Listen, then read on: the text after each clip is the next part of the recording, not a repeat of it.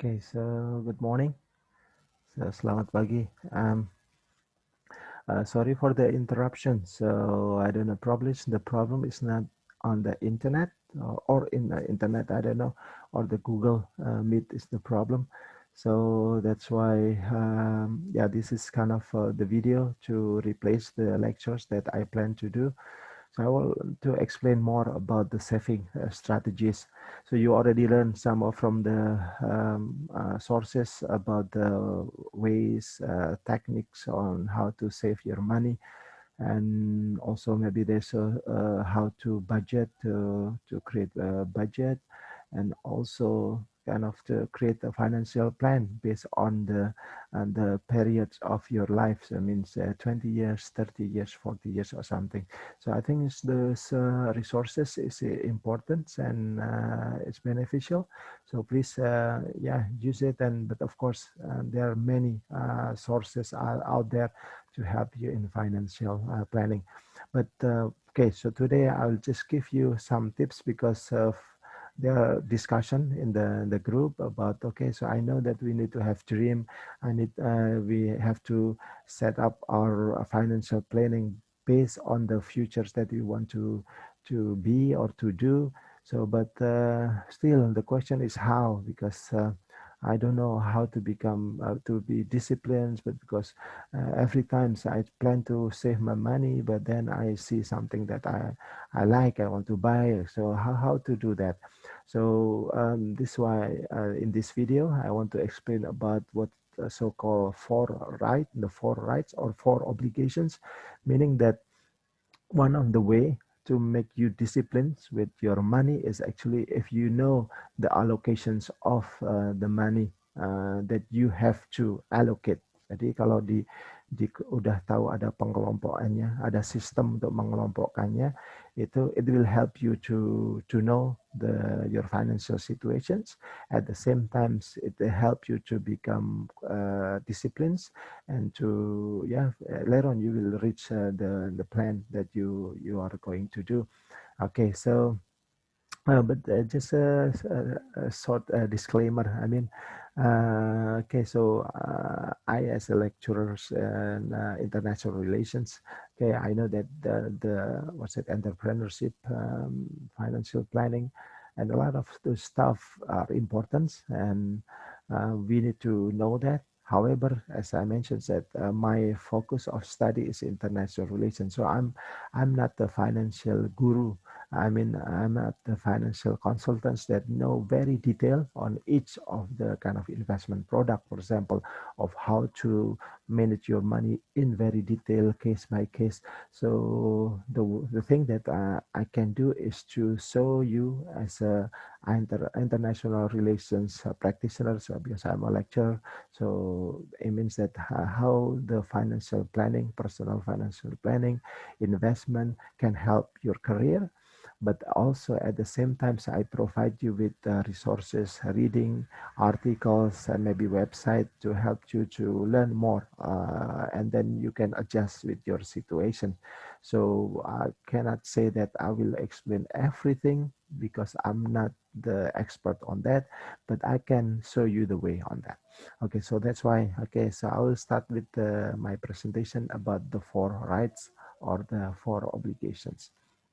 So okay, I need to share it. Okay, second, share my screen. Okay, so this is the thing that relate about in terms of okay, our difficulties to manage our money, because yeah, for when in the our previous lessons. Okay, so you already learn to track your money. I mean, you learn from people on how they manage their money. So budgeting, okay, tracking your expenses actually is the first step for you to really understand that the importance of money for your life, for your future. So tracking your money, so it helps you to spend wisely. I mean that if you know that actually you are not you don't have enough money to buy stuff this or that, or that, because you put everything in writing. So then now you can decide whether you still want to buy, or you will have to uh, yeah, be patient or postpone the plan of buying the product or the service that you want. So tracking your money is the first step. And then also, because you need to have yeah, if you have goals, so it means that you can be strategic in terms of planning your money for your future. But okay, so meaning that at least your goal is actually, so when I talk about goals, it doesn't mean that it's the goals that means like in the ultimate goals of your life. It can be some small goals, maybe kind of trivial goals that you want. So when I talk about goals, is doesn't mean that you only think about money for your pensions, your school, your family. It can be something that simple, that okay, I want to travel to Europe in next 2 years. I want to buy good clothes. I want to buy this fossil handbag in maybe 5 6 months. 6 months. I want to buy this good what you call it, gadget. So that's also goals that you should also reward yourself in terms of your hard work. So sudah bekerja keras, nggak apa-apa juga. Pengennya liburan, mungkin pengennya nonton bioskop, pengennya mungkin beli gadget. So it's okay as long as then you know. So this is your goals. Then you can plan. So how saving can help you to fulfill that. So I just show, okay, so this is one of the, but this track your money, list your goal is now, I know that it's not enough and you have difficulties to save the money, because sometimes it's because of the limited resources, or maybe because of you don't know how to allocate your money. And I use this from one of the financial expert in Indonesia. So he actually suggests what we call it, the four rights or obligation. So meaning when you start to having your regular salary, or you receive your money monthly, for example, so you need to know where your money should go or have to go. So without this system, you cannot decide which is in the important thing, or which things that can be postponed. And this is the thing that you need to have in your budget system. The first, we can call it the right of God, or it's the right of social. So probably most of you are okay, very religious persons. Maybe some of you most focus on the social benefit. So both are kind of the same. So that's why from your money every month ada kewajiban atau this the right. Jadi uang kita itu bukan hanya milik kita. This is the right of God. Jadi mungkin untuk kewajiban agama atau untuk kewajiban sosial. And yeah, it's depend on the religious belief that you hold.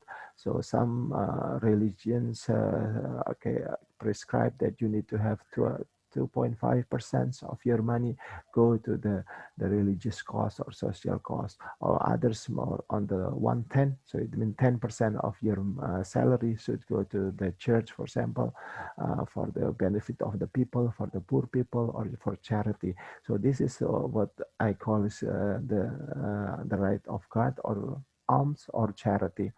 So this is important, because most or many of us think that okay, I will help people, I will use the money for God when I have leftover. So usually you put the money, the thing that you need first, or you want, or your living expenses, and then again the leftover it goes to God. So probably this is my personal belief, so I don't want to force to you, but by having by putting this as something that a must, as a priority, so this will be the thing that you do at the first place when you got the money. So meaning that I don't want to force you in terms that this amount of money have to go this. No, no. So even like just maybe 0.1% of the salary, that's okay when you decide. But you need to put aside money for the social cost. So this is the one that I advocate, I suggest to you. Jadi yang saya wajibkan atau maksudnya saya sarankan bukan oh berarti setengah ini harus dibayarkan. So it's not something like that. Tapi harus ada proporsi dari uang kita itu pergi lari untuk kebutuhan sosial atau kebutuhan agama. Entah mungkin hanya 1.000, 10.000, 100.000 doesn't matter, but you need to put aside that because there's a right of other people on that. But the second is the right of others. Kind of similar. Ini jadi ada hak orang lain, tapi hak orang lain di sini adalah hak yang memang yang juga harus dibayar, yang namanya adalah hutang. So debt, you can borrow. Maybe you have debt to the bank. Mungkin ada uang yang kalian pinjam dari orang tua, dari saudara, dari orang lain. So this is the thing that you have to put aside. Jadi utang juga sama. So you don't pay the money based on the leftover. Jadi tidak membayar hutang itu dari sisa-sisa kebutuhan sehari-hari. Jadi sisanya yang dibayar. No, you have to put aside at the first place too. Jadi ya meskipun dan dari situ besarnya itu tergantung dengan kondisi, tergantung dengan perjanjian. So that's why when you ask, you borrow money from the bank, kamu harus sudah punya gambaran bahwa inilah uang nanti cicilannya setiap bulan segini, berapa persen, dan itu komitmen di situ. Dan itu tidak bisa diotak-atik.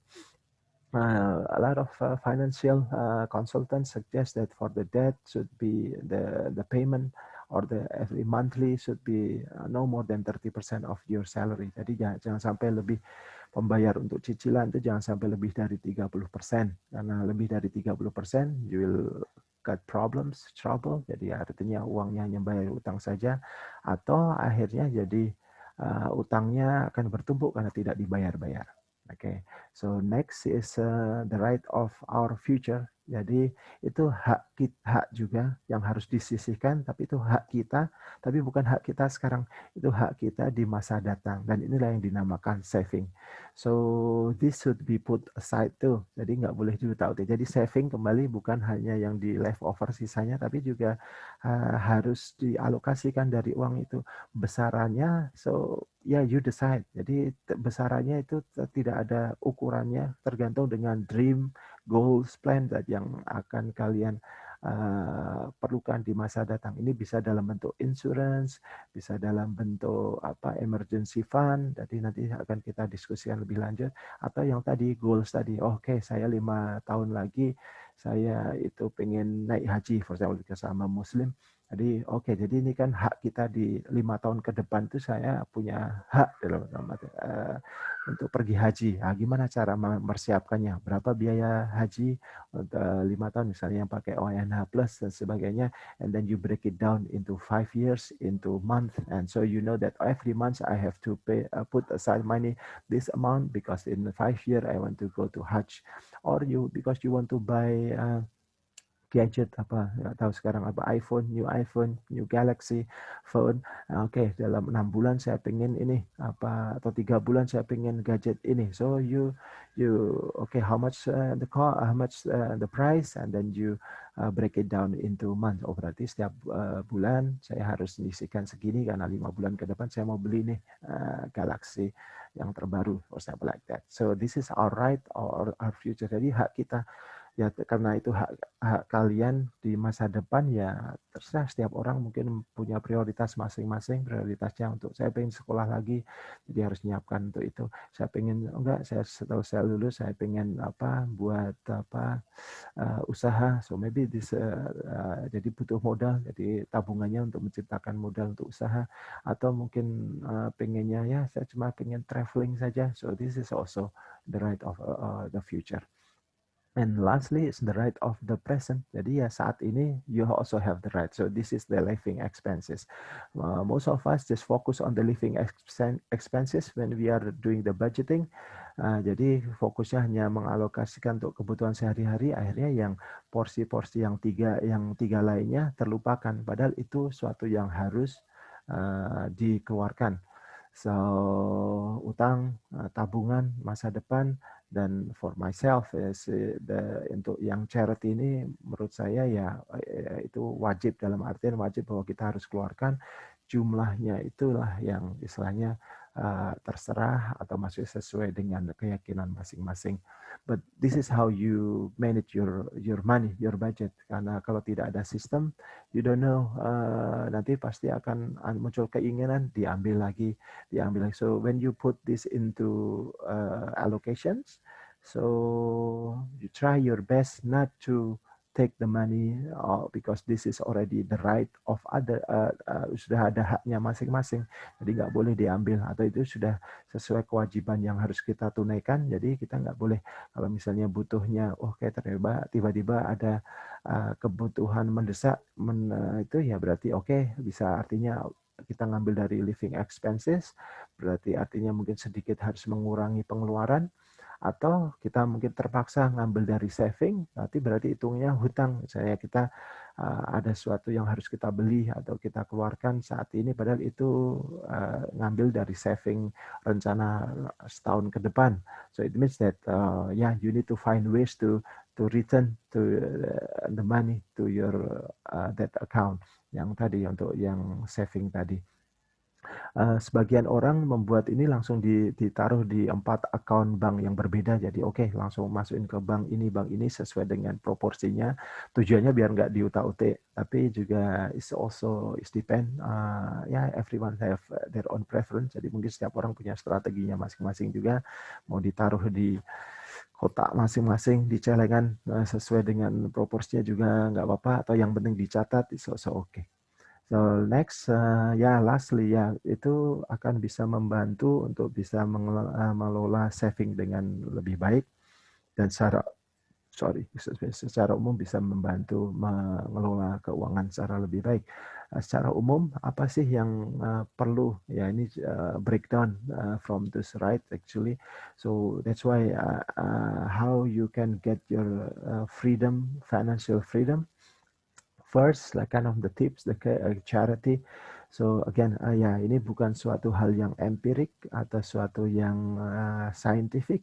It's more on belief. So it's my belief that what I believe that actually charity is actually increase your wealth or increase your kind of your blessing. So it's a wealth in term of general. Jadi kalau berkah itu, jadi bukan dalam bentuk duit, uang, tapi mungkin keberkahan dalam keuangan kalian. So this is again, I don't want to force this belief. Jadi saya nggak memaksakan keyakinan ini. Jadi ketika yang saya yakini, ketika kita mengeluarkan uang untuk kepentingan agama kah, kepentingan sosial, so actually it will come back to us in two ways. Jadi ada benefit for if you believe in hereafter, karena kalau percaya dengan hari akhirat atau hari setelah mati gitu, so it will become our deeds to help us on that day, or it's also help us today. Jadi itu akan kembali ke kita dalam bentuk macam-macam, hidup yang lebih nyaman, lebih bahagia, lebih punya karena teman, kita juga lebih punya sosial yang lebih baik, atau maybe it's come from other different resources. So that's why actually I propose, I advocate, I suggest actually put aside your money for charity, because it will help you directly or indirectly in your financial problems. And then next, zero your debts. Okay, so sekarang mudah dengan pinjaman online, kartu kredit, things that seems hutang saja udah semuanya jadi solusi. Itu bisa apapun impiannya kita bisa wujudkan dengan pinjaman ini. So don't buy to this advertisement. Jangan terlalu dipercaya itu promosi itu atau iklan itu. So Yeah, of course you can still borrow money because we have situation. Jadi tetap juga kadang butuh hutang, beli rumah tidak bisa cash, so we have to do KPR untuk mau bayar apa mungkin tidak bisa, so we need to borrow money from our friends. Okay, so but you have to put in your mind that you want to live with the debt free, jadi bebas hutang. Jadi caranya tadi, kalau memang sudah punya hutang atau memang punya rencana hutang, berarti memang ada alokasi dalam our income specifically to pay the debt. Jadi itu yang harus disiplin. Next, wise spending is related to the living expense, ya, the right of our present. Jadi meskipun ini hak kita di masa sekarang, bukan berarti jadi so you can lavishly spend your money. I mean, jadi oke, karena ini hak saya, jadi oke, mungkin sesekali kita juga perlu memanjakan diri, that's okay, but you need to also be wise. Okay, so which one is important, which one is need, or which one is want. Okay, so you need to be wise and try the best not to interfere or disrupt the other allocation. Jadi ya memang kalau spending ya kalau bisa dari yang living expense tadi, bukan ngambil dari saving, bukan ngambil dari apa yang hutang atau ngambil dari charity. Next is invest on insurance. So it's part of your the rights in the future. Jadi kita hidup kan memang tidak bisa mengandalkan hanya dari pekerjaan kita sekarang, income kita sekarang. Things happen. We live in uncertain world. We live in uncertainty. Jadi ya tiba-tiba ada pandemi, di PHK, tiba-tiba ada bencana alam. Jadi rumah mungkin apa terbakar atau apa, mungkin tiba-tiba ada musibah orang tua, teman atau siapa dipanggil. So it means that the source of income being cut. So jadi ya atau kita sendiri yang jadi breadwinner, the one that we help on the for the family just lost the income. Jadi ya gimana? So you need to invest on insurance. Insurance bisa apa asuransi kematian, asuransi mungkin harta benda, asuransi apa mungkin pendidikan segala macam. So you can learn about insurance. But of course, okay, some of you probably have a maybe cultural atau religious belief or that you don't want to take insurance because kind of gambling or thing. So now we have more options. Jadi sekarang bisa berbagai macam produk insurance yang mungkin lebih sesuai dengan cara pandang hidup kita. So you can find which insurance is suitable with your conditions, your needs, and also your beliefs. Next is allocate emergency fund. It's related to the insurance, but it's more on the one that have more fluidity. I mean, bisa lebih mudah untuk dicairkan. Kalau insurance biasanya mungkin ada butuh proses. So you need to have your own money from your income, allocate to emergency fund. Entah bentuknya emergency apa, tiba-tiba ada tetangga, ada musibah, kita mau membantu, itu sopat emergency, atau kita sendiri yang butuh. So some of the financial experts suggest that at least we have like 3 times of our salary in the emergency fund. Jadi misalnya gajinya tiap bulan 5 juta, so you need to have emergency fund 15 juta, dan itu harus ya mungkin itu masuk dari alokasi tadi. Berarti kita harus pelan-pelan mengumpulkan uang, menyisihkan uang, dan ini masuknya ke emergency fund. It's part of the right of the future, for our future. Jadi harapannya kita punya 15 juta yang selalu standby, tidak diutak-utik misalnya. Dan mungkin 15 jutanya yaitu dicicil, artinya kita nabung 100.000 setiap hari, 100.000, 10.000, 10.000, tapi itu arahnya adalah emergency fund. But ideally, some suggest that ideally you have like a 12 times of your salary. Jadi punya 12 kali atau 12 bulan. Jadi tiba-tiba kita kehilangan pekerjaan, kehilangan gaji, kita masih bisa katakanlah ada waktu untuk mencari pekerjaan yang baru, untuk membuat bisnis yang baru atau apa, karena kita punya emergency fund untuk hidup selama ya 12 bulan ke depan, seperti apa. But at least 3 months. Lastly, ya saving and investment is also related. Jadi memang harus punya saving. Savingnya itu seperti tadi, karena untuk the difference is saving and from saving from investment is like this. ada bedanya. Jadi kalau saving is more on short term goal. Kalau Prita in her book say it's less than 5 years. Jadi kalau untuk rencana-rencana yang kurang dari 5 tahun, misalnya, oh saya mau beli sepeda motor nih 4 tahun ke depan, oh saya mau jalan-jalan ke Afrika in 3 years, oh saya mau sekolah lagi 4 tahun ke depan. So it's better to use saving. Jadi oke, direncanain berarti untuk goals ini saya sisihkan tujuannya sesuai dengan jadwal tadi, sesuai plan.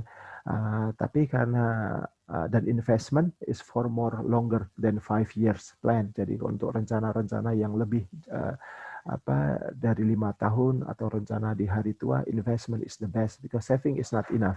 Alasannya kenapa? So you will learn later on in the kind of economy or in the international economy or in the political economy, ya the notion of inflation. Jadi tentang masalah inflasi. Jadi kalau kita cuma menyisihkan uang saja, entah di bantal kita, di lemari kita, atau di bank, ya mungkin ada rewardnya dalam bentuk bagi hasil atau bunga, but yeah, it's still not enough. Jadi kalau tujuannya nabung untuk pensiun, sebenarnya nilai uang kita itu akan turun, sedangkan nilai barang-barang yang kebutuhan kita itu akan selalu naik. So this is inflation. This is the nature of our money, our fiat money. But then, tapi untuk 5 tahun masih bisa lah gitu. Jadi penurunannya tidak terlalu signifikan. So I don't know exactly 1 year, 1% or something. Jadi seperti itu. Tapi juga ada gejolak ekonomi, kadang bisa lebih drastis lagi pengurangannya. So this is what we call it saving. Tapi kalau dan kita tidak bisa merencanakan masa depan kita hanya dengan saving. So that's why we need investment. Ya, dan investment there's kind of different kind of products from like gold, jadi emas, saham, atau mungkin property, atau mungkin dana pensiun. So all of these things that you can choose, and I will explain in the next video of that. So this is basically kind of, I hope to address the questions, the one that you have in the discussion or maybe among yourself. So of course it's not kind of simple. I mean, ya jangan berharap bahwa setelah hanya belajar dari sini, you know how to manage your money. So no, you need to practice. Jadi harus memang praktek, belajar lagi. So then you know your situations, bagaimana situasinya. So I will put a discussion board also here in the eCampus. So if you have more question about this, you can ask and we can have discussion. But I suggest that, read Prita Gozi book because it's very easy reading, interesting actually, the language that she used itu in bahasa Indonesia too, in bahasa. So you can learn more detail about saving, investment, financial planning in general. In more in depth, bisa lebih dalam than my explanations. But that book is for educational purpose only. Jadi itu ada hak ciptanya. Jadi kita hanya menggunakan untuk sarana belajar. Jadi jangan disebarluaskan untuk apalagi untuk kepentingan komersial. So you're not allowed to use that, share it for the commercial purpose. And you need to respect the author right of her work on that. But we just use it for our purpose of study. Okay, so thank you very much. So I will close this video and waiting for your response or questions. Okay.